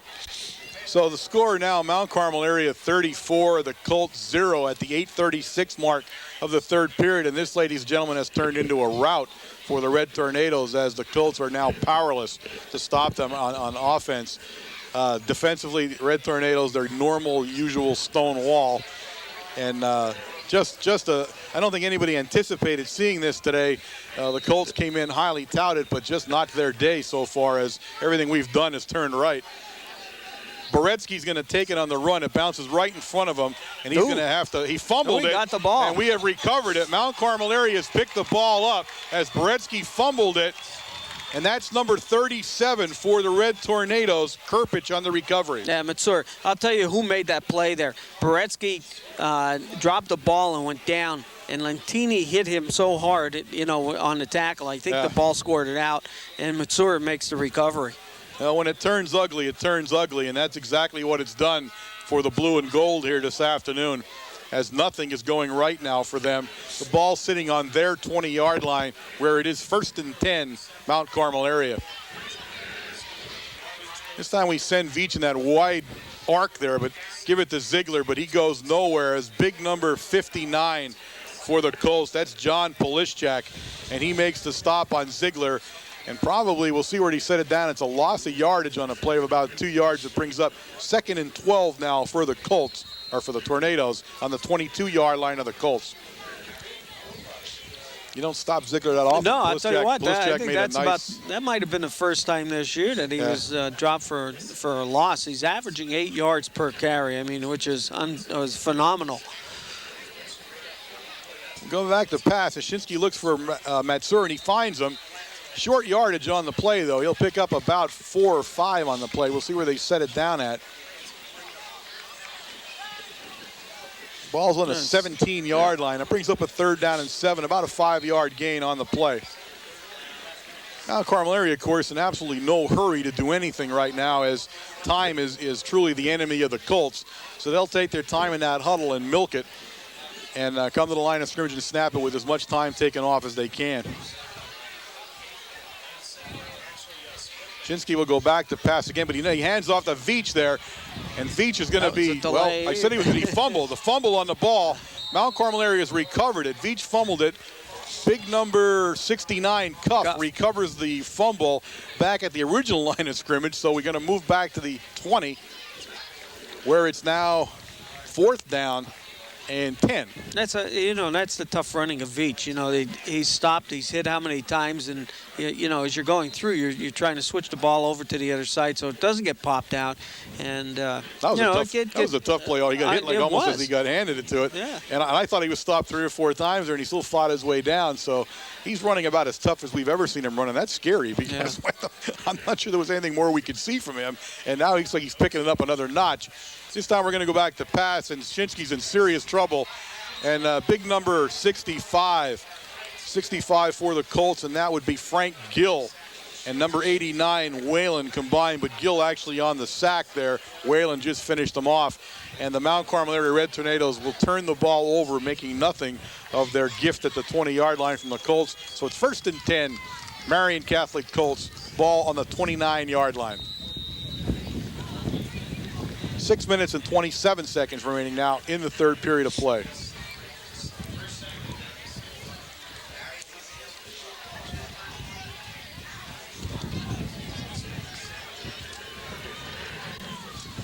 Back to pass goes to Costi, and he's looking downfield. Good protection, and he finds number 22, Boretsky, but Boretsky had the ball knocked loose, so they're going to call it a reception. It looks like they waved his hand there, and it is. I saw the ball jump loose there, but he must have had it long enough. Yeah. So a reception by Boretsky, number 22, and that's a 1st down for the Colts as he brings the ball all the way up to the 43-yard line. Yeah, take a look at Cuffey here. He's putting so much pressure on Dukoski. They're starting to hold him now. Fada is going to be brought down. The initial hit was by Cuff, but he's then finished off by Brown and Matsura, but Cuff really was the guy that hit him. Short gain. It's going to make it a 2nd down and about 7, a long 7 for the 1st down for the Colts. And again, they just have not had much success on the ground, so I expect to see more and more passing as this game goes. And now's the time to do it. He's still with the win. Option play to Donati. Clea now looking, and Clea brings Donati down on a great tackle by Clea, as Donati just does not have the speed to get all the way outside. And he won't either. Number 69, Cuff, and number 6, Yashenchek, Vincey, putting pressure on Dukoski that time, and he just, again, waited until the last moment to pitch the ball back, and the ball was actually behind him. And, when you throw the ball behind him, he's got to slow down a little bit, and that just, takes that whole timing out of that play. Gain of 1 on the play. It's 3rd and 6 now for the Colts on their own 47. Dukoski back to pass. He's looking downfield this time, and he finds the big guy, Whalen. But Whalen did not pick the first down up. He stopped in there by Yasenchak and Matsura. Yeah, he had everybody. He had two guys downfield. Veach and Kalea were downfield covering down there. We had Donati out of the backfield on the right side, and Justin Dillo covered him. So about the only receiver that he did have was the tight end coming across the center. You're blowing around. Public address announcer thing's blowing around here. They're going to go for it. 4th and 2. Dukoski brings them up. And the Colts, I don't know what they did. I don't know what that was. We recovered the fumble, but I'm not sure what that play was. I don't know if a flag is up or not. No. It's not. That was the most interesting play I've seen from the line of scrimmage. Just half moved, half didn't. The center when Dukoski didn't know it. So not only did they not pick the first down up, but they managed to fumble it at the same time. And it's now 1st and 10 for the Red Tornadoes. The ball just over the midfield stripe at the Marian Catholic 49. That was definitely an odd play there. That'll be a film discussion, I'm sure, on Monday when that one comes up. Hands it off to Ziegler, the big man up the middle. Ziegler keeps going, but number 50 in there, Jamie Ryan on the stop for the Colts. Again, the Colts in this series right here at the start, again, blocked up the center. We haven't had too much success coming up through the center of their defensive line. In the last series, we stopped John there a few times, and now in this one, Ziegler up the middle, and that was successful in the first half for at least 5-6 yards. 2nd down and 9. Again, a yard and a play for Ziegler. Ball at the 48-yard line of the Colts. And Shinsky brings him up, and Shinsky looks like he's going to pass. He does. He looks at Clea. He's got Clea. Clea makes the move there and down the sideline. Clea is still moving. It's going to take Boretsky to catch him, and he's not. Clea is going to take it in. A 48-yard pass play from Shinsky to Clea, and another touchdown for the Red Tornadoes. The score now, Mount Carmel area 40, the Colts 0. The extra point to follow, and this, ladies and gentlemen, will invoke the mercy rule in high school football. Anytime a team falls behind 35 or more points, the mercy rule is in effect. The clock after this play will begin to run almost always, except for a few instances. How many times have we seen that play already? Whoa. Oh, baby. That was a high snap, as Medalis is going to have to do something, and this is the worst nightmare you have. He just does what he needs to do. Oh, flag. But they managed to have a face mask while they do it. Yeah. Oh, my goodness. That was not the play you want to do. A face mask play on it. It'll be a 15-yard penalty against the Colts. And that's insult to injury on that one when that happens to you. But you see why that is called. Did you see how vicious that Medalis' head did rip back? I mean, that does get serious. That's a 15-yard penalty there. Now, what I'm guessing here is we're going to what? Kick the point again? Well, we get the right to go again, right? But it's going to be from I'm going to say from there, though, right? 12-yard line. That's correct. We'll try Matt's accuracy now. I'll give him a little bit of a test here. He's been pretty hot all afternoon. Yeah. Let's see what he does. He certainly kicks it with a lot of yes, he does. Authority. Distance, so we'll see what he does. So Matt's going to line it up again on the face mask penalty from the Colts. Ball's on the 13-yard line, so it'll be a 23-yard extra point attempt for Matt, and the snap is perfect. Matt booms it up there. Excellent. Oh, I hope he makes it. He got it. All right, Matt. A 23-yard extra point attempt, and he is still perfect on the afternoon. Yep. And that was a play as he runs off the field. Matt's got to be feeling pretty good about himself. As you'd mentioned, he had some problems kicking, and they were just kind of goofy things happening to him, but boom. Well, the thing of it is, once you start, those things happen, it starts playing on your mind a little bit, and you try so hard that you start to push the ball one way or the other. Mm-hmm. And Matt is relaxed today. He's keeping his head down and watching the ball rather than watching where the ball is supposed to be going, and that is the big difference. The thing that shows, though, is that Matt can kick a field goal if needed from at least that position. Absolutely. And don't forget, that is into the wind. Yes. That was just a nice play by Matt. He took the face mask penalty, got taken down really hard, and he comes back and whacks a 23-yard extra point. The score 41-0 Mount Carmel area. As I said, as the ball is kicked. It just fell off the tee in the wind. The wind now kicking back up again. And in fact, now it's probably at its worst. The Colts, unfortunately, will be facing the wind in the fourth quarter. Right.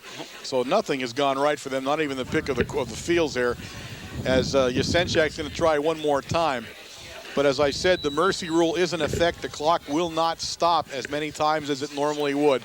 Short kick, number 26 has it for the Colts, and that's McGonigal. And McGonigal brings it up, and he's brought down by Pilarski.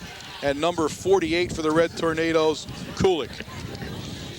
And number 37, John Kerpridge, in on a tackle that time. So Big Red comes out defensively now. Number 42, Pilarski, in the defensive backfield for the Red Tornadoes. Clea has taken a seat here now, and also Medalis in the defensive backfield. So Mount Carmel area has made some changes on defense, and we go back to pass with DeCoste, and he's on there. Oh, and that's Brown, number 31, pancakes DeCoste to the ground. Oh, that hurt me, and I'm up here. That sort of looked like it was in the Olympics, that one of those wrestling moves, you know what I mean? Hey, Brown's wandering around the huddle right now, swaggering, because that was one hit by Brown.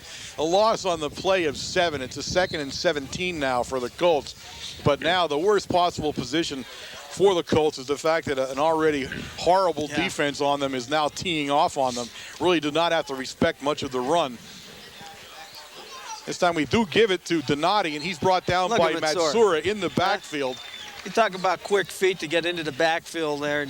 Excellent. He's just been playing some great linebacker position. 56, Eric Beaver into the lineup, and here comes the big guy Yasenchik off the field. And oh, there's not much in the field he hasn't hit here so far this afternoon. He's left that mark number 6 on a lot of helmets today. So Beaver now in the lineup, 56 at the linebacker spot for the Tornadoes, and Yasenchak comes off and kind of mingles around for a while. Back to pass goes DeCoste. He's got some time this time, and he's heading over the field for Donati, and he gets him. He's brought down by Medalis on the play.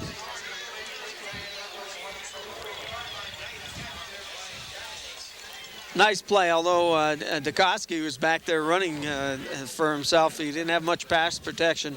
A lot of pressure from that defensive line, but makes a nice pass to Donati down in the middle of the field. The Colts will bring it up. They're in Mount Carmel area territory at the Mount Carmel area 48-yard line as DeCoste again goes back to pass. This time he finds number, I don't see who he found out there. 88. That's 88 for the Colts. That's Shervinsky. He's brought down in there by Lentini and Matsura. Again, you did say their success would only come from the air and not from the ground, and of course that's proven it.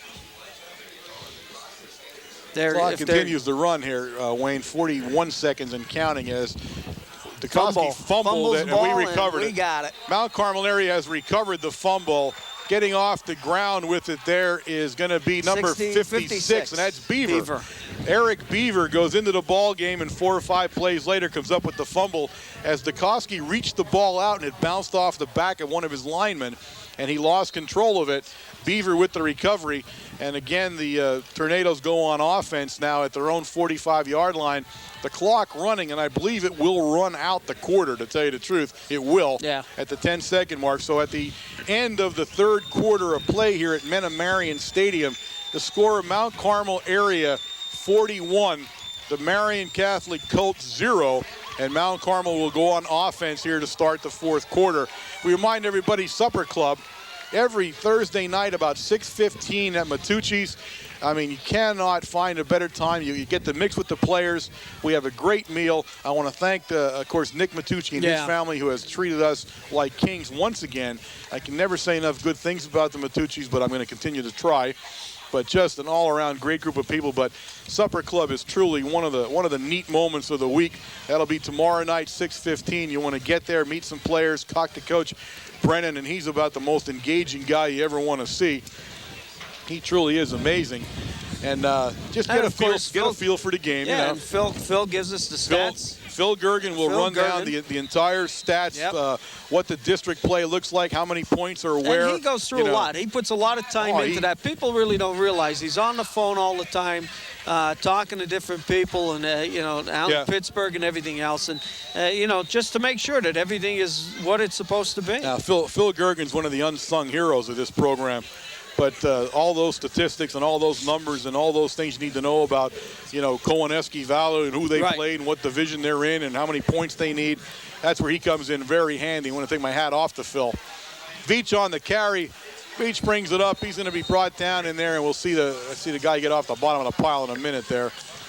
He's the guy laying on the very bottom, and that's going to be big number 88, and that's Shervinsky for the Colts.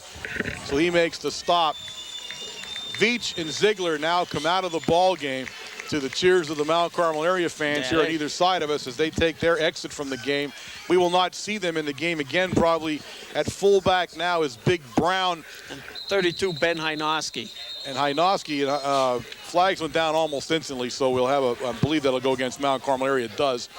5-yard penalty, but a new backfield in there now for Mount Carmel area. Number 32 is Hynoski. Number 31 is Brown. He'll be the fullback. Hynoski will do the majority of the ball carrying here. Number 6, your Senchak comes off after a hard, tough game. Yep, and he's going to come out for good probably. And 85, Justin Dillo, getting some experience in there at the tight end position. So Mount Carmel area now beginning to substitute across the offense as Shinsky brings them up, and he's going to hand it to Hynoski. Hynoski comes up the middle there, and the ball's floating around, I think, but he's going to be brought down by number 50. 50, right, 50 getting off the ground. That's Jamie Ryan.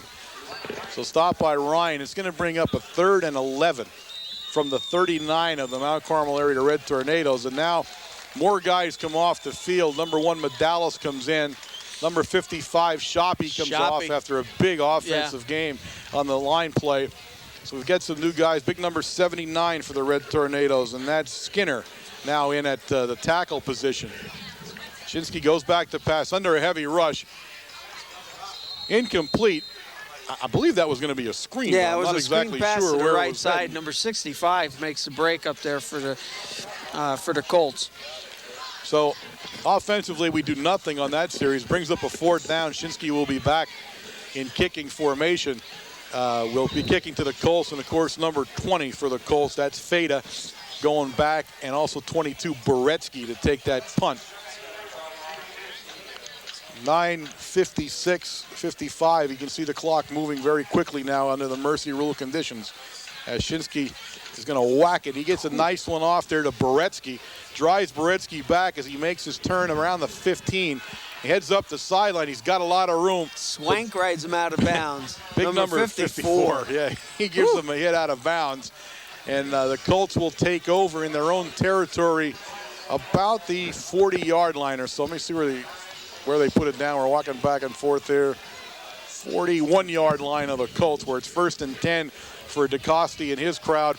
And now you see a whole bunch of different guys in there defensively for the Red Tornadoes. Number 64, Jared Smith now in the lineup. Number 32, Ken Hynoski in the lineup. Number 37, Kirpich is in there. Pilarski is in there. And Medalis is playing the safety position. Ooh, some nice hits. Number 49, Donati on the ball. He stopped by Kirpich and big number 56. Was that 56 in there or 65? I'm not sure which one it was there now. Eric Beaver. Eric Beaver, 54. 45, Mike Lachinsky makes the initial hit in the backfield. Some good hits there. Now number 66 into the lineup, Brandon Brown for the Red Tornadoes. DeCoste's going to go back to pass. He's being chased around there by Cuff still. And Cuff, look at that speed. Cuff caught up to him and brought him down. And that's some speed there. Look at Cuff now dancing to the Mount Carmel guys saying, I guess you didn't think I was that fast. But that was really all laughing aside. That was a tremendous play by Cuff. He comes from the backside and he chases DeCoste down after he passes the line of scrimmage from the back. So, and now he comes off. Obviously for oxygen. 89, Dan Evans. That was a play. In his position. Donati with the ball. He finds some room there, and then he lost some room. Nice play. Who was that? Pilarski nails him. Yeah, tried to cut to the outside, and Pilarski comes up and makes a tackle. Nice play. He loses yardage on the play. It brings up a 2nd and 11 now from the Mount Carmel area 47-yard line. Pilarski really making a play. And he's having himself a football game here this afternoon now, isn't he? I'll tell you what, one play would have been great for that for him, and he that didn't was need any other that ones. wonderful, beautiful run on that touchdown. Dukoski go back to pass. He's chasing there by the big guy, 64, but he goes down. He's looking for Whalen. But 64 on the play, Jared Smith putting the pressure all over Dukoski and made him pass a little before he wanted to. 63 now in the lineup. Tom Bagashinsky for the Red Tornadoes. Yeah, he takes Randy Swank's position, number 54, in that tackle position there. Randy having a heck of a game again. You know, Randy playing both offense and defense. He's our center, doing some excellent stunt blocking down there with the guards Booker and 69 Nick Cuff on offense. 3rd and 11 play, we give it to Donati, and he breaks the tackle, and now he finds some room to the outside. It's going to take Medalis to bring him down, and he does. But Donati, on a big run from the line of scrimmage that time, takes it down inside the 20 to about the 17 of the Red Tornadoes, where it'll be 1st and 10, Marian Catholic. 6:28 remaining here in the 4th period. Clock continues to run as soon as they set the ball. There it started already. So the Colts now desperately trying to put some points on the board to escape the whitewash here. But Red Tornadoes still playing tough. An entire new defense in the game now for the Red Tornadoes as Dukoski looks to pass. And he's going to throw down there for Boretsky. And a penalty on the play. That'll go against Big Red. It's going to bring the ball down very close to the goal line, I guess, when they set it up. But it's going to be 1st and 10 on the penalty, defensive penalty by the Red Tornadoes as Boretsky was trying to head to the corner of the end zone. They're going to call, I don't know what they call it, goal face here. You know. Whatever. Whatever it's called. Whatever. Yep. But a penalty now, bringing the ball down to somewhere. Let me see where they're bringing it down to here. Every time we lose, it's like about the 9-yard line. All right, the 9-yard line. 1st and 9. 1st and goal from the 9 for the Colts as they're trying to save a little face here. Their entire starting offense still in the game. Ooh, we send it out there to Donati, and he gets by Pilarski and scores. Yeah, touchdown Colts as Pilarski tried to get to him but couldn't quite reach him. The score now, Mount Carmel area 41, the Marian Catholic Colts 6. They'll kick the extra point. The only thing I'm going to say now is that at this juncture, you might want to take that first offense out. I mean, you made your point with 6 points, but I will never understand leaving a team in like that after all that time. You're not winning the game. There's not much you can do about it. But again, his entire first-team offense playing. It's still in. You're not giving your underclassmen much experience. And you know where that hurts you? Is next year. Oh, sure it will. You know, don't give them any experience in that, and that's where it hurts you. They're going to go for 2, and they're going to – I don't know if he caught that or not. He didn't. No, it hit the ground first. I thought it did. So the extra point is no good. It'll make the score Mount Carmel area 41 and the Marian Catholic Colts 6. So actually it's a 35-point game. The mercy rule still continues. So they did not affect the mercy rule one way or the other there.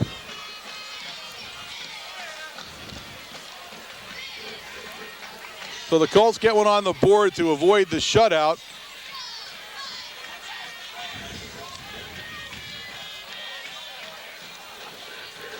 Number 30 for the Colts is going to line up to kick it off. That's John Boyle.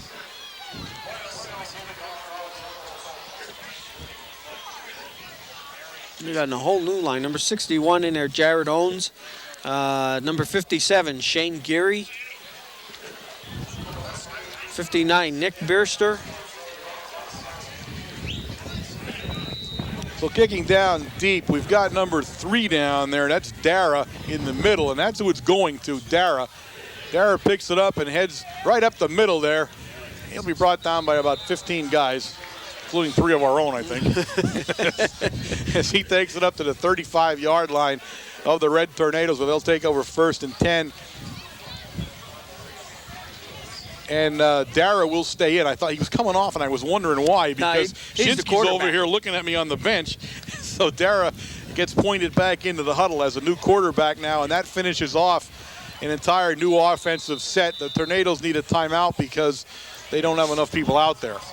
So they're going to... And they're not only short one. I think it looks like short 6. 2 or 3 or 4 out there. So Coach Brennan brings them in here to get reset after the kickoff. And that's always the difficult thing to do is that. You have a kickoff where you got new guys in position there, and then you don't know if they're in or out for the offensive set. So we'll regroup and we'll start 1st and 10. There's 5 minutes and 9 seconds remaining here in the ball game. A big win now for the Red Tornadoes.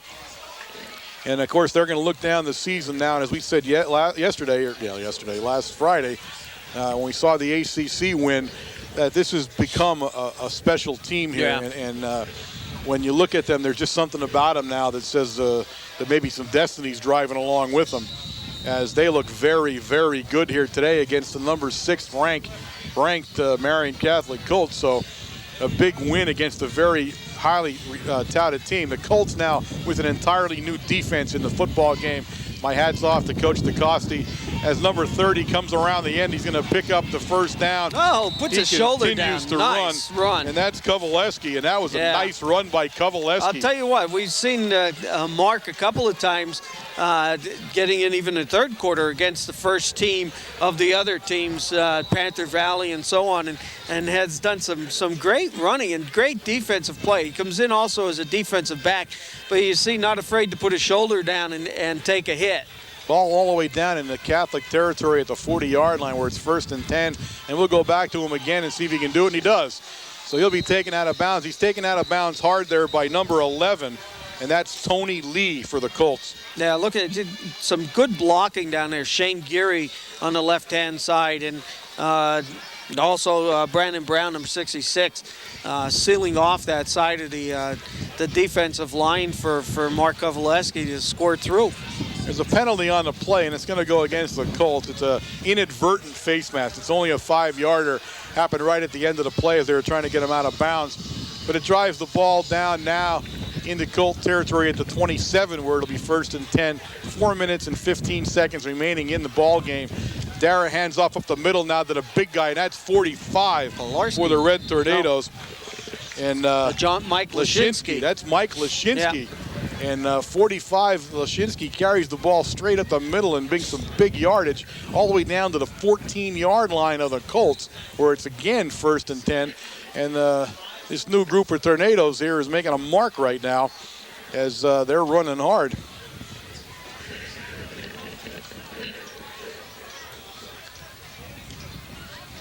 Dara's going to hand off to Kovaleski again. He goes right off tackle there. Picks up a couple of yards on the play. Number 75 playing left tackle is John Aremic.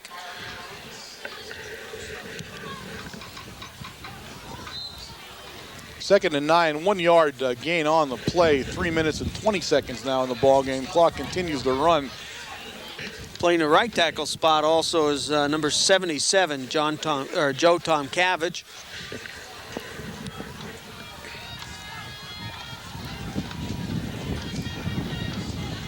Right up the middle now, and there goes Lashinsky. And he nice is just running again. hard. Lashinsky be brought down by number 11. That's Tony Lee. Pick up good 5 yards on that carry again. Brings up a 3rd down and 3 now for the Red Tornadoes. The ball on the Marian Catholic 7-yard line. Number 35, Robbie Shivelhood. We saw Robbie at Supper Club this week. Yes, we did. He pitches us out now to Kovaleski, who's trying to get around the end there. He cuts back in. Kovaleski picked the first down up, and he brought it all the way down to about the 1-yard line, where it'll be 1st and goal from the 1 for the young Red Tornadoes here, as they made a statement here and marched straight down the football field. Yeah, some nice blocking. Shane Geary out there leading, and also Mike Lashinsky putting some nice blocking on, because the Colts did have a host of defenders over there to make the tackle. So 1st and goal from the 1.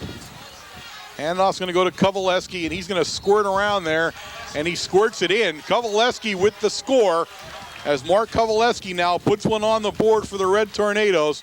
The score now, Mount Carmel area 47, Marian Catholic 6. There is 1 minute and 52 seconds remaining here in the ball game. Let me quickly remind everybody about the Tornado books, the statistical book. You can catch it on tomorrow at the North Schuylkill game inside the Spirit booth, and of course at Community Pharmacy. It's $6. It benefits both the Supper Club and the Mount Carmel area boosters. Please try to pick one of those up. That is the absolute Bible of Mount Carmel area football. And there you have it.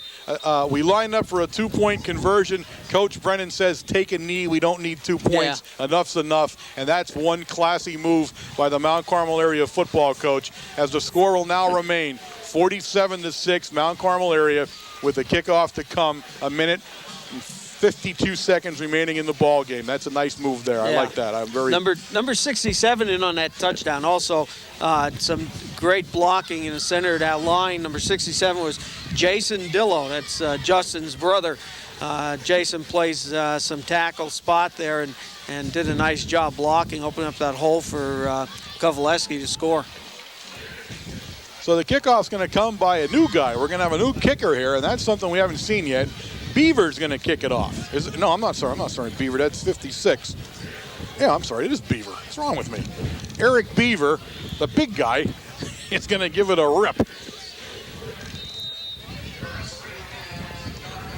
And he's going to drive it all the way down there to Donati. Donati's going to pick it up and head upfield now. Looking for some picking and choosing, looking for some room, and he's run out of room now as the big guy there, number 63 for the Red Tornadoes, Tom Bagashinsky, throws Donati to the ground. Ball's going to be sitting at the Marian Catholic 37-yard line as the wind is really starting to blow now. Across the field, very difficult to even look right now as the wind's blowing. 1 minute 21, the clock is moving.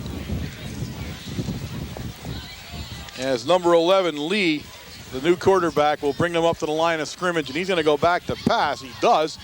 And he was looking over there in the flat for 31. 31 is Bekesi, but couldn't get to him as the ball was just a little bit out of his reach. So they'll go back. Hood, number 35, was on the coverage that time.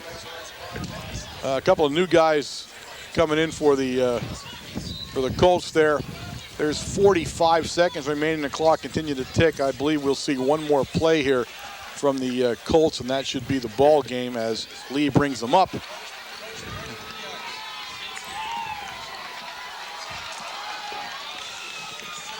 He throws it downfield, and he was looking for number 14, Mansell.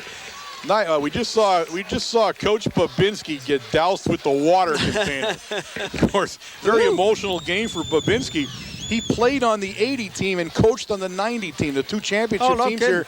He was a player and a coach, so kind of some mixed emotions for Babinski, but got the water, and he's now frozen solid as the wind's blowing about 40 miles an hour. But a nice tribute to the coach there. And that, ladies and gentlemen, is the end of the football game. The final score here at Marian Stadium, Mount Carmel area 47, the Marian Catholic Colts 6. And it was about as good a game as Mount Carmel has played all season against a quality opponent. The Colts, of course, had a very, very rough football game. Not a lot of things went right on either side of the ball for them today. They need to regroup a little bit. Of course, they are now fall to 5-1, but certainly very, very thick in that race for District 11 Class 2A playoffs, and that's what really they're going to be shooting for. So they take on the Mahanoy area Bears next week, so they're going to have to go and get wound up a little bit for the Bears to get back on track. Mount Carmel area, of course, and this next game coming up. We got the North Schuylkill Spartans. Now, not their best season. They've had some troubles this season. Had a great game last Friday night, as we're having this on a Wednesday, against Tamaulipa, winning in overtime. So Coach Chesney, again, I think one of the most dangerous coaches we're going to coach against all year. We got stung there last year. We need to look at North Schuylkill because unlike, we say every year the same thing. Unlike them, to us it's another game. We're just kind of marching down the season, but to them, it's the game. So they're going to come into the Silver Bowl in 2 days' time, and they're going to be fired up. So another big game, and again, they just keep rolling in here. You just never get away from them when you're Mount Carmel area. So they need to put this one behind very quickly. A nice thing out there, I see Charlie Connolly is out on the field congratulating the Red Tornado players. Of course, he knew many of them and coached at Mount Carmel. Yep. and talking to some friends out there. A nice, classy move by Coach Conley, and that's not very hard to believe because he's a classy guy from start to finish. As he walks off, he has a lot of friends here, and it's good to see him. He's coaching here at Marian. We're still teaching at Mount Carmel, but he lives right across the street here. He just the same good guy that he always was. Mount Carmel taking a knee. We're going to look at North Schuylkill, ladies and gentlemen. We got one other big game coming up. Wyalusing will be coming up in the next few weeks, of course. They beat Troy. They are now in the thick of the 2A race. Of course, the key to the 2A race in District 4 is home field advantage because God knows we don't want to make 2 trips to Wyalusing in 1 year because that's like a 5-day thing then.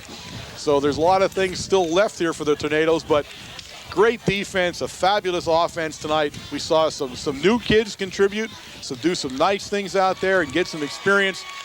So just an all-around big win for everybody involved in red today. We will look forward to seeing you in 2 days' time at the Silver Bowl for the Spartans and Coach Chesney's gang.